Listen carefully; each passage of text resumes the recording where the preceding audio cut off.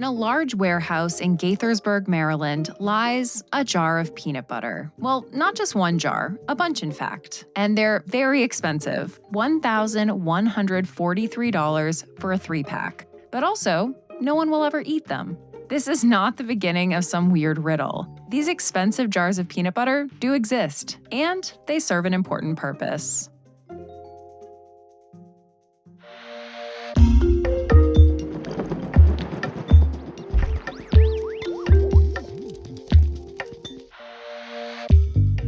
Welcome to Tiny Matters. I'm Sam Jones, and I'm joined by my co-host, Deboki Chakravarti. You're probably wondering about the significance of this very expensive peanut butter. Well, peanut butter is just one of over 1,000 standard reference materials produced by the National Institute of Standards and Technology, or NIST. Other standards include dry cat food, soy milk, blueberries, stainless steel, various fertilizers, a human urine standard for kidney disease diagnosis, a DNA profiling standard. The list truly does go on and on. These standard reference materials, or SRMs, serve as, you guessed it, standards for many food, beverage, health, industrial, and other products, helping make them safer and ensuring that consumers are getting what they think they're getting. We're going to talk about how that actually works in just a second, but first, Sam, I'm a little jealous that you got to go to this warehouse. That's fair. It was pretty cool. I got to visit not only the warehouse, but one of the chemistry labs where these SRMs are developed. So the first place to start is the NIST peanut butter. So this is SRM 2387, which is one of our more popular materials. And I'm psyched that we can share what I learned with our listeners. So today on the show, we're going to talk about a handful of SRMs in particular, including shrimp and salmon and household dust, which involved collection trips to hotel and motel rooms across the country in the 90s. You'll also become familiar with the term beef snow. And you might be thinking, can I see videos of this beef snow? The answer is yes. We have videos showing a bunch of the SRMs. Go check out our YouTube channel at Tiny Matters Podcast. We'll also put a link to our YouTube channel in the episode's description.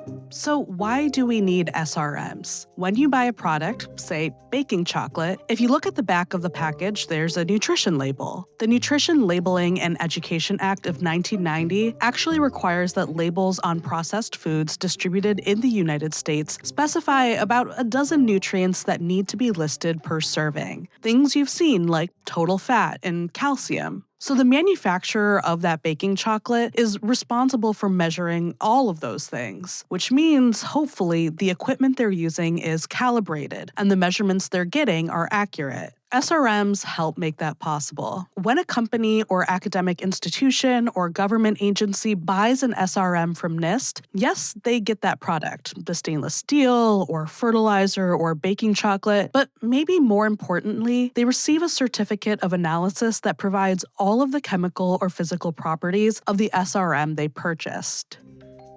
Then they can use the SRM and its certificate to test their equipment or other protocols they're using to measure their product. So if when using their own equipment, they're not getting the same readings on the SRM as the certificate of analysis says they should, then they know something is wrong that they need to troubleshoot. Once their equipment does get measurements for the SRM matching the certificate of analysis, they can feel confident moving forward and measuring their own products. So for example, in the clinical area, we have a cholesterol standard, and pretty much all of the major laboratories in the United States use that standard to check and make sure that the measurements that they're getting when they measure your own blood and then send the results back to your physician are good. Right. So that underpins and gives you some confidence in the measurements that you're getting. That's Kate Rimmer, a research chemist at NIST. Kate works on dietary supplements as well as foods and biological materials. Like we mentioned at the top of the episode, there are so many SRMs, over 1,100 in fact, and they sell more than 30,000 units every year. Keep in mind with those 1,100 that each one has to be maintained by a person. That's Alex Rodoa, Kate's colleague who's also a research chemist at NIST. Alex's work focuses on emerging environmental contaminants of concern. So you're looking at people who maintain SRMs. So we make them and then also have to maintain them. What does that mean, maintain them? Yeah, so you want to make sure, right, if you go to the doctor and you get your cholesterol checked, that the material that they're testing against, that cholesterol SRM, is consistent over time. So we need to make sure that it's shelf stable, that the contaminants we're measuring, or fatty acids, or heavy metals, or vitamins are consistent, and that they don't change as the product ages. Right. Yeah, that's a good point. And that's something, so if you bring up vitamins, we have a multivitamin SRM, and we actually had to go and make a different version because the vitamins themselves degrade over time. There are also elements in multivitamin tablets. There's calcium and iron. We have an inorganic group that's analogous to us, and they measure all of those analytes in the materials. So we do the organic compound side, and they do the element side.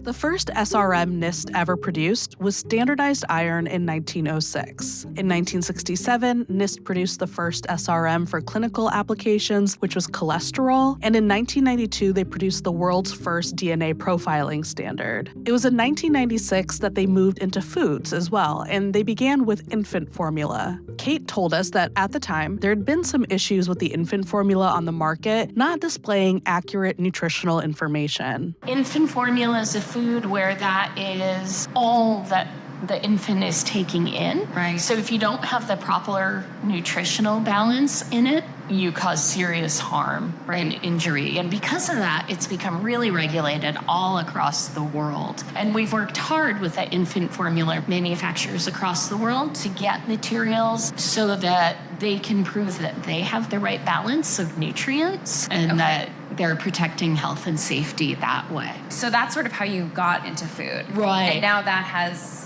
evolved rapidly. Evolved, blossomed. That started to happen too when there was a labeling act that came out. That was the Nutrition Labeling and Education Act of 1990, which is enforced by the FDA and, like we briefly mentioned earlier, requires labels on processed foods distributed in the United States to specify total fat, cholesterol, carbs, etc. I had no idea. Yep. I think I was too young to know at the time, but as a pretty young kid into my adult life, that's all I've known. But so fascinating to think that those labels didn't exist before. Right.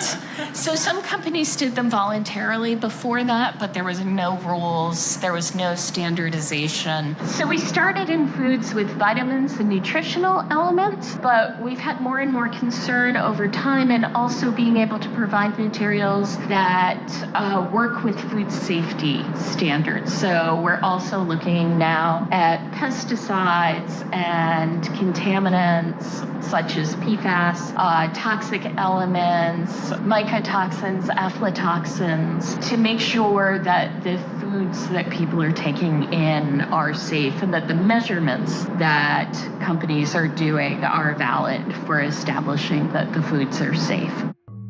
And here's where we get to that beef snow. So a few years back, as more and more data was emerging showing that so-called forever chemicals, which you might also know as PFAS, were contaminating our soil and water and food, the FDA approached NIST. The agency had been trying to measure PFAS in agricultural food products, but different labs were getting different results. So they asked NIST to create an SRM specifically for PFAS-contaminated meat to help them understand what people are being exposed to and what new regulations might be needed. If you want to really deep dive on PFAS as well as microplastics, check out episode 29 of Tiny Matters, which came out in March 2023. But just as a quick refresher, PFAS, or perfluoro or polyfluoroalkyl substances, are a group of over 15,000 human-made chemicals that are water, heat, corrosion, and oil resistant. That makes them useful in jet engines and firefighting foams, as well as nonstick pans, microwave popcorn bags to keep them from catching fire, and the lining of fast food wrappers so that grease doesn't soak through. The problem is that the carbon-fluorine bond is so stable in these perfluoro or polyfluoroalkyl compounds that they don't easily break down. So we find them everywhere, including our bloodstream, and they've been linked to cancer, immune and endocrine disruption, among other things. Their causal effect in people is unclear, but what is clear is that they need to be monitored. having a PFAS standard in meat is a way of making accurate monitoring possible. So the FDA asked NIST for help and was able to connect a couple of NIST researchers with the local Department of Public Health and state veterinarian in Maine, who had identified PFAS-contaminated animals on a farm. The farm unfortunately had to slaughter their herd as a result of the PFAS contamination. We don't have more details on how these animals came in contact with PFAS, but a lot of times, contamination can stem from groundwater polluted by industrial release of PFAS. The animals might have drunk that water from a well or eaten plants that took up that water.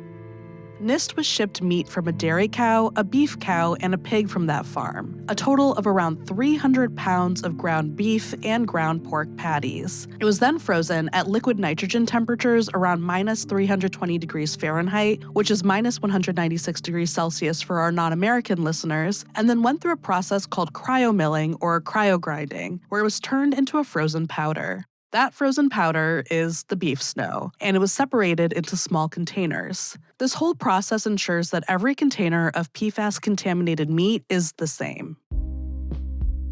Determining how to accurately measure concentrations of PFAS in meat has been no small task. That project is still underway, but the hope is that soon jars of beef snow or pork snow and their certificates of analysis can be shipped out to companies and other groups who want to make sure their equipment can accurately test for PFAS in the meat they're buying or selling. Then, if they do see that their meat is contaminated, they can begin to hunt down where the problem is coming from. In addition to meat, NIST is developing other PFAS SRMs.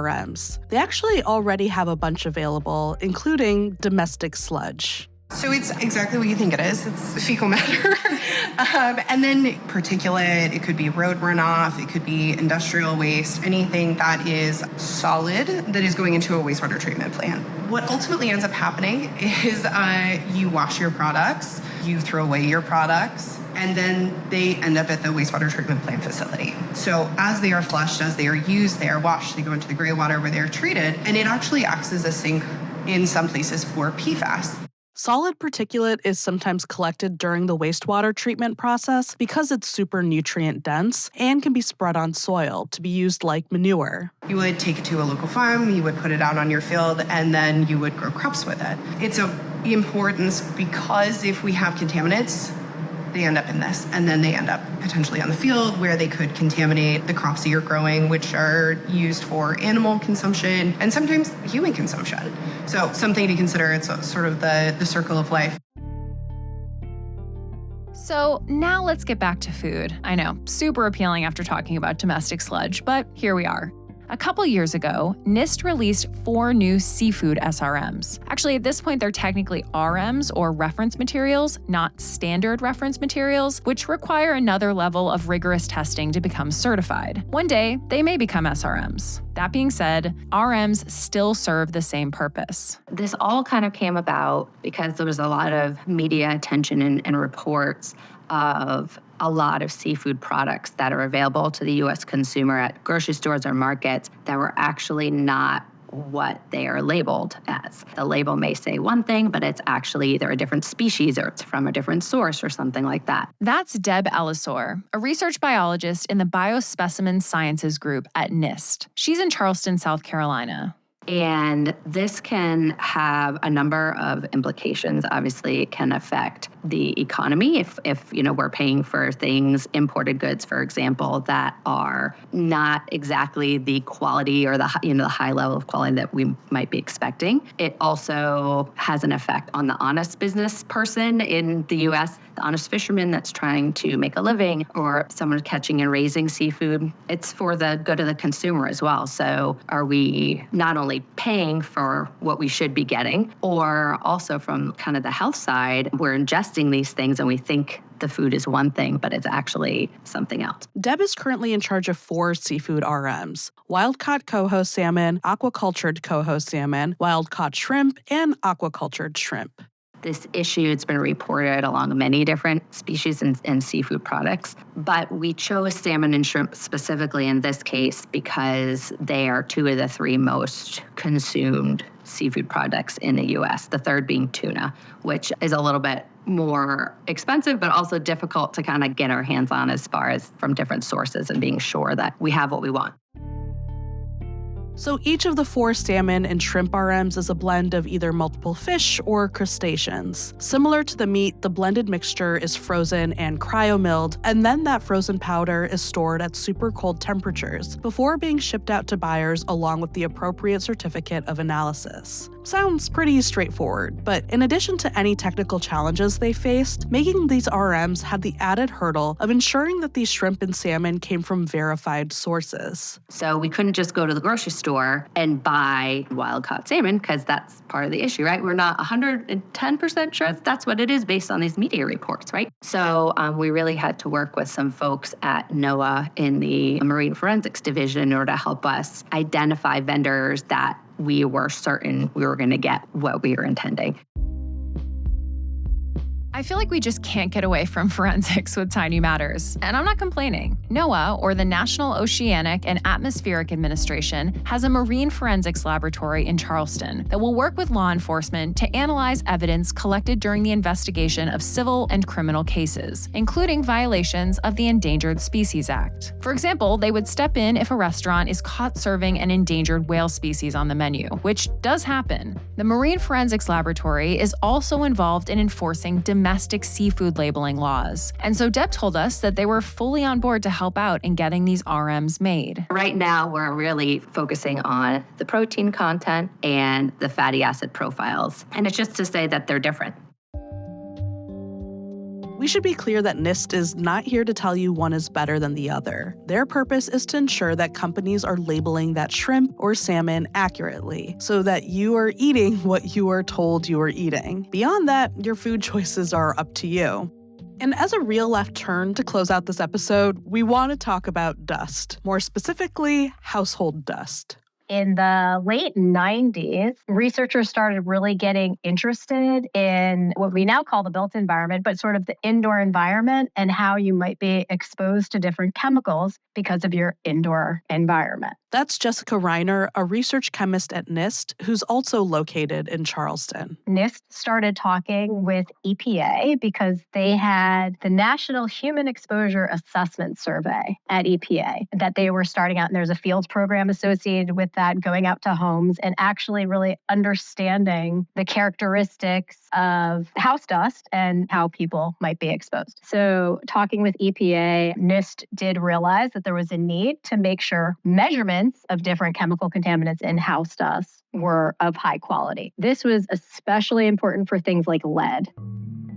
Lead exposure is linked to nervous system disorders, cardiovascular effects, issues with kidney function, and other negative health outcomes. It's dangerous, so having a standard to make sure you're able to accurately detect it is a very good thing. But soon, NIST was looking for a lot more than lead in house dust. If you start off with the initial dirty dozen, that was on the list of things that were regulated by the EPA. PCBs, a bunch of different pesticides, PAHs. Those were on the original list. PCBs, or polychlorinated biphenyls, are, like PFAS, a group of human-made organic chemicals. They're toxic and carcinogenic. Although they were banned in the US in 1979, they were used in a lot of transformers and different electrical equipment. And so if something was built before then, all bets are off. PAHs, or polycyclic aromatic hydrocarbons, are a class of chemicals that are found in coal, crude oil, and gasoline, and they'll float around in the air. There are 3 different SRMs for house dust, an original 2 that were high-level lead and baseline lead in house dust, and then a 3rd was added for those organic contaminants like pesticides and PCBs. Jessica told us there are actually over 160 different compounds in that SRM. But what would a representative dust SRM look like? People live in vastly different environments and use different cleaning products and have different air filtration systems. There are so many variables. So to get a good mix of samples, it means collecting a lot of them from a lot of places. With coordination with the EPA, we went to different locations throughout the whole country to get sort of a representative sample of what people might have in their homes. North Carolina, Maryland, Ohio, New Jersey, Montana, and Wyoming. Those were the different states that were visited, and vacuum cleaner bags were collected between 1993 and 1994. And those vacuum cleaner bags came from homes, cleaning services, motels, and hotels. So really trying to get a range of different types of places you would get dust from and different locations across the country. So it could be hopefully representative of what someone may have in their house, even if it's not exactly what you have in your location. A lot of dust was collected back in the 90s, so much that there's still plenty of it left. I think we probably still have, based on current sales, about 50 years left. But maybe it's time to think about making a contemporary material, because if you now think about what is in our homes or in a motel or in a hotel, it's very different than it was in the 1990s, the different products, especially back in the 90s. There weren't so many computers. There were TVs, but they were different TVs. They weren't the liquid crystal TVs that we have now. So we've actually been talking, and there's thought of maybe a contemporary house dust that's more like what people have in their house today might be worth investing to make a new material. So, whether it's a case of accurately detecting contaminants in house dust or beef, or knowing that you're buying wild-caught salmon if the label says wild-caught salmon, I think of NIST as this somewhat silent but crucial entity in the background. Like, hey, here's the data to be sure of that. So the next time you go to the grocery store and pick up a jar of peanut butter, think about how there's a good chance you're getting what you think you're getting because of NIST. And also be grateful that that jar of peanut butter does not cost $1,143.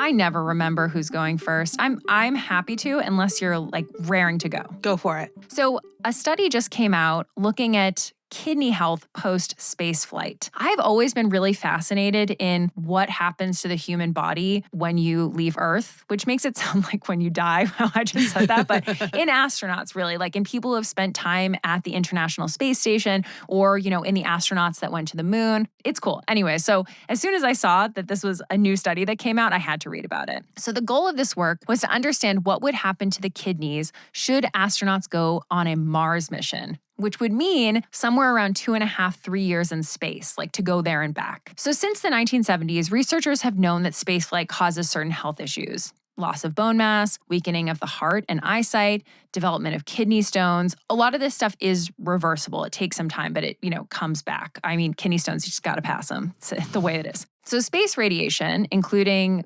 solar winds from the sun and galactic cosmic radiation from deep space, those have been considered potentially the greatest health threats. So there was this team led by University College London, or UCL, researchers, and it included over 40 institutions, and they conducted a bunch of different experiments related to investigating how kidneys respond to spaceflight. So this included biomolecular, physiological, and anatomical assessments, and used data from both humans and mice. And the humans, the samples from people, or the data that was collected, I'll get into it a little bit, but the data was collected from people. Most of those people were astronauts who had been in the International Space Station for however amount of time. So they found that both human and animal kidneys are remodeled by the conditions in space. And so kidney tubules, responsible for keeping calcium and salt levels balanced, appeared to actually shrink after less than a month in space. And what they concluded was that was actually more likely due to microgravity, not space radiation, in part because they're really not going super far into space. Like, they're pretty protected in that low orbit. But kidney stones developing during space missions, like I mentioned a second ago, that's not uncommon. And so now it looks like actually that might be because the kidneys are not effectively processing salt, which is good to know, right? And then the big and kind of worrisome finding came from mice. And so what they did was they looked at the kidneys of mice exposed to radiation that would simulate the galactic cosmic radiation for about 2.5 years. And what they saw was that these mice experienced permanent damage and loss of function in their kidneys around 2.5 years. That's the amount of time that astronauts would be in space in order to get to Mars and back. And because they'd be going so deep into space, they would be subjected to this galactic cosmic radiation. And so, that's not great. But The researchers seem pretty optimistic. It's good to identify issues before they occur, or potential issues before they occur. And so this is where really drug development could kick in. Are there medications that would allow the kidneys to be more resilient, maintain homeostasis? And one of the researchers also pointed out that drugs developed for astronauts to help protect them from space radiation could also be really beneficial to cancer patients, because a lot of times the limiting factor is just in terms of how much radiation they can be given is related to kidney function and not damaging the kidneys. So actually it could potentially allow patients to tolerate higher doses of radiation if there's some sort of way of protecting the kidneys from any harm from that. So yeah, I just thought this was really fascinating. Yeah. At first, when you were like, and they're feeling optimistic, I was like, Yeah, how? That's not what my reaction was. But I feel like that point at like, oh, actually, this has like a lot of overlap with research for patients. That makes like a lot of sense. That's really interesting. Well, still don't want to go to Mars. Yeah, I have no interest. I'm good. I'm good on Earth. Not. Do I want to go to the bottom of the ocean? Also, no. Leave me here. Yeah. I'm Yep. good. Please. Yeah. Let Keep me live my where life. the humans are supposed to be, and I will be content. For my tiny show and tell, I'm also here to present a little bit of a medical study. This was presented to the American Society of Clinical Oncology, and it's about palliative care for cancer patients. And so basically what they wanted to know is, can palliative care work as well virtually as it does in person? So palliative care is about helping patients and families navigate serious illness. So it's not necessarily about like the treatments itself. It's more focused on quality of life. So things like managing symptoms and emotions, kind of understanding the disease. So in the past, oncologists have shown that when patients have gotten palliative care early on, they also tended to live longer compared to patients who didn't. And that's a pretty big deal. It's, I think, really important to be able to know that giving this kind of care that's not just about what medicine they're giving can be really helpful for patients. So one of the challenges, though, is also how do you make this more accessible to patients? A lot of these patients have serious illness, so whether or not they can always make it into an appointment. Maybe it makes more sense to have an appointment be virtual so they can access it from a place that's comfortable for them. So this study was started around 7 years ago, and they looked at 1,250 patients with advanced lung cancer, and they had half of the patients receive virtual palliative care and half had monthly visits in a cancer center. And they found no statistically significant differences between these groups when it came to depression and anxiety, coping skills, and understanding of their treatment and prognosis. And so the hope is that maybe this will lead to an expansion of telehealth palliative care programs. So yeah, the study is really just about kind of expanding strategies to help patients access palliative care. This is another example, I think, of how people were forced in a lot of ways when the pandemic started to go virtual in a number of situations, right? Certain things I really much prefer doing in person, but it's so nice to know that that's an option for so many things now when it wasn't before. And it just increases access in a way where it's maybe I wouldn't go to that appointment for another 6 months because I'm just so busy and I have this thing going on.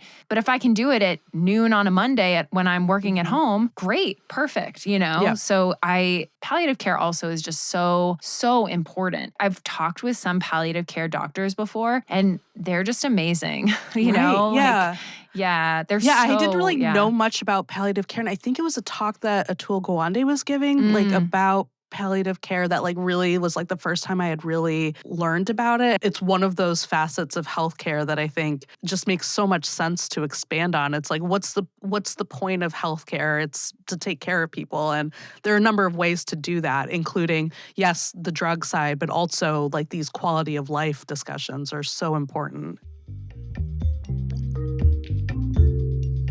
Thanks for tuning in to this week's episode of Tiny Matters, a production of the American Chemical Society. This week's script was written by Sam, who's also our executive producer, and was edited by me and by Michael David. It was fact-checked by Michelle Boucher. The Tiny Matters theme and episode sound design is by Michael Simonelli and the Charts and Leisure team. Thanks so much to Deb Ellisor, Jessica Reiner, Alex Rodoa, and Kate Rimmer for joining us. Very soon, we're introducing a new bonus series called Tiny Show and Tell Us. Write in to tinymatters@acs.org with science news you're itching to share, a science factoid you love telling friends about, or maybe even a personal science story. We want to hear about it, and then we want to talk about it. Again, email tinymatters@acs.org. Maybe there'll even be some giveaways. You never know. You can find me on social @SamJScience. And you can find me @OkiDokiBoki. See you next time.